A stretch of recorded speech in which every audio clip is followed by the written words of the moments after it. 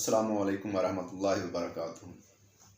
मैं एडवोकेट राना महबूब आलम आपके साथ लीगल एक्सप्लोरर में मुखातब हूँ और आज का हमारा मौजू कानून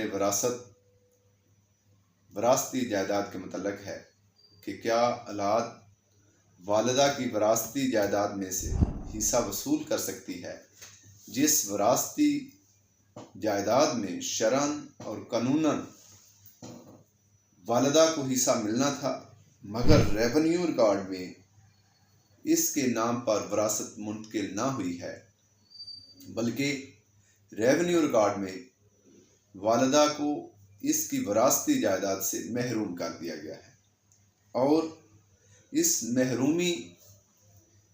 महरूमी के अमल को वालिदा ने अपनी ज़िंदगी में चैलेंज ना किया है, क्योंकि वालिदा इस गैर मुनसिफाना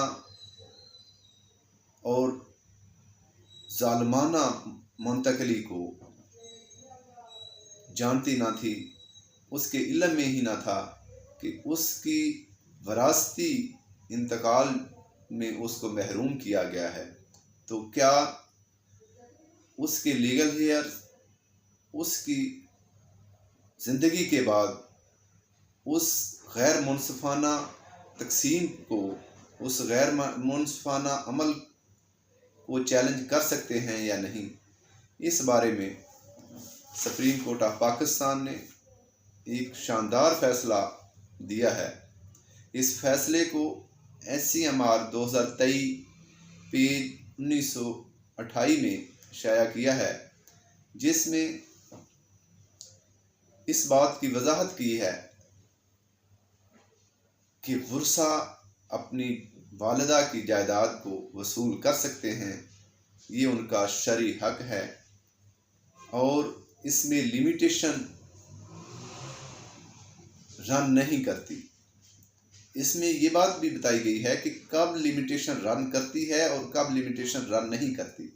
तो यहाँ सुप्रीम कोर्ट ऑफ पाकिस्तान ने वजाहत की है कि लिमिटेशन उस वक्त रन करेगी जब पार्टीज़ के कंडक्ट से ये शो होगा कि पार्टीज़ इस मुंतकली के बारे में एक्विसेंट थी, उनको इसका नॉलेज था, वो इससे वेल अवेयर थी, तो उस वक्त लिमिटेशन रन करेगी। अगर पार्टीज़ को इस मुंतकली के बारे में इल्म ही ना था, उसको नॉलेज ना थी, वो एक्विसेंट ना थे, तो फिर लिमिटेशन रन नहीं करेगी। और दूसरा, लिमिटेशन उस वक्त रन करना शुरू करेगी, लिमिटेशन उस वक्त अप्लाई होगी जब इस प्रॉपर्टी में कोई थर्ड पर्सन इन्वॉल्व होगा, जब इस प्रॉपर्टी के मतलब किसी थर्ड पार्टी के इंटरेस्ट क्रिएट होंगे, तो उस वक्त से भी लिमिटेशन रन करना शुरू हो जाएगी।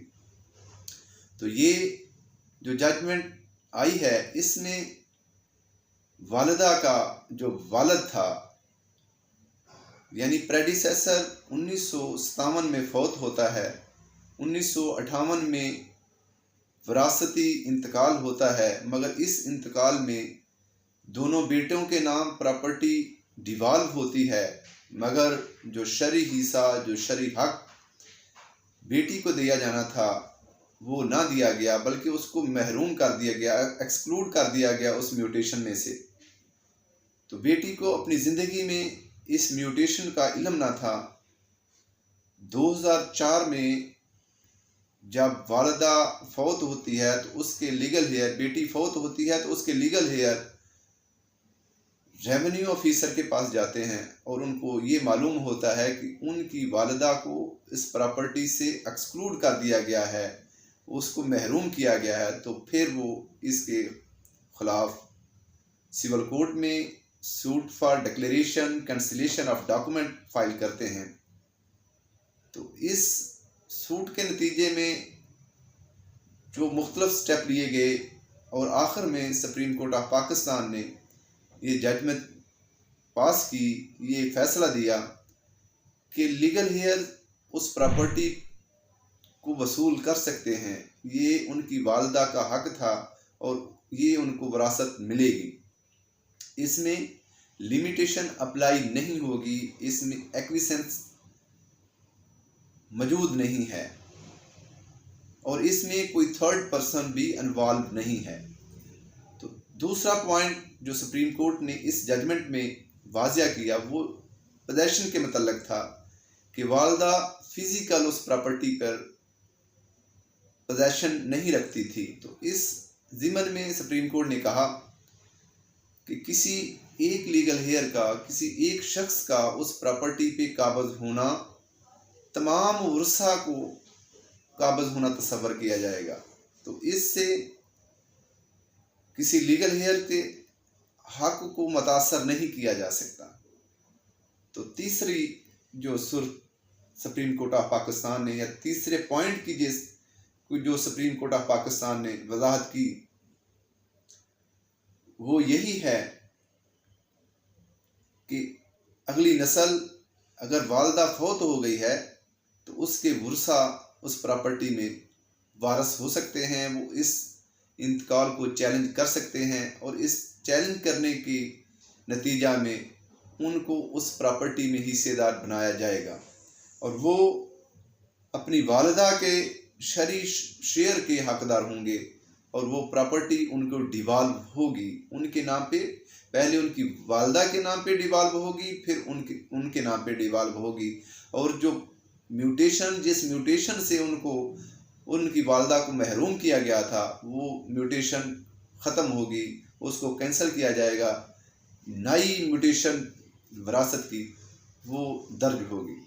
तो ये आज का हमारा मौजू था और हमने ये कोशिश की कि हम उस अबहाम को दूर करें जिस अबहाम के मतलब ये शुबा था कि अगर वालिदा फौत हो जाती है तो उसकी अगली नस्ल, उसकी औलाद उसकी विरासती जायदाद का हिस्सा वसूल नहीं कर सकती, वो उसकी विरासती मुंतकली के अमल को चैलेंज नहीं कर सकती।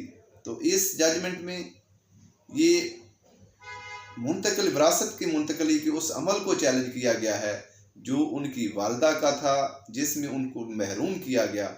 और सुप्रीम कोर्ट ने कहा कि ये मुंतकली के अमल को चैलेंज किया जा सकता है जब उनकी वालिदा ये साबित हो कि उनकी वालिदा को इस मुंतकली के अमल का इल्म ना था बल्कि वर्सा को हाल ही में इल्म हुआ है, तो फिर उन्होंने ये चैलेंज कर दी है। तो ये हमारा आज का मौजू था। हमने कोशिश की है कि हम सोसाइटी में प्रॉपर्टी के मतलब, विरासत के मतलब अवेयरनेस पैदा करें और इसके लिए आपसे दरख्वास्त है कि आप हमारे सब्सक्राइब करें और इसको लाइक करें, कमेंट्स करें ताकि हमारी हौसला अफजाई हो। अस्सलाम वालेकुम।